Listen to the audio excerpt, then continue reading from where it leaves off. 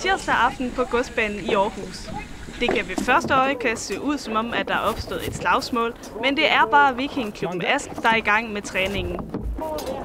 Husk at snakke med hinanden! I aften træner vikingerne i civilt tøj, men når de tager til stævne, har de hele uniformen på. Kampene ser brutale ud, men der bliver taget hensyn. Godt, pas på hinanden! Pas på hinanden! Altså alle har jo lyst til at slås, og synes det er sjovt, man kommer også bag sig. Det var et super godt slag, du lavede der fik du mig rent, jeg kunne ikke gøre noget, eller der var tidligere træning, blev jeg ramt lige i skridtet, altså det var også bare sådan, okay, det er fint, og så tænker man, jeg skal nok få dig igen på et tidspunkt.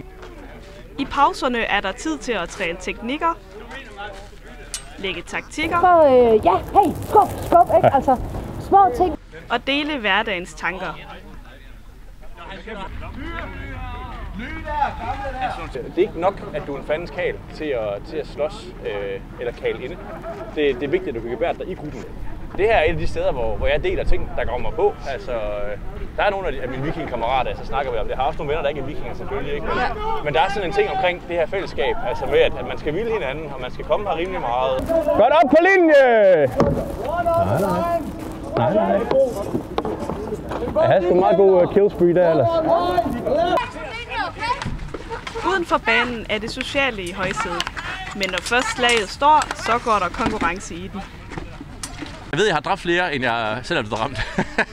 Det er det, jeg sådan mest har talt.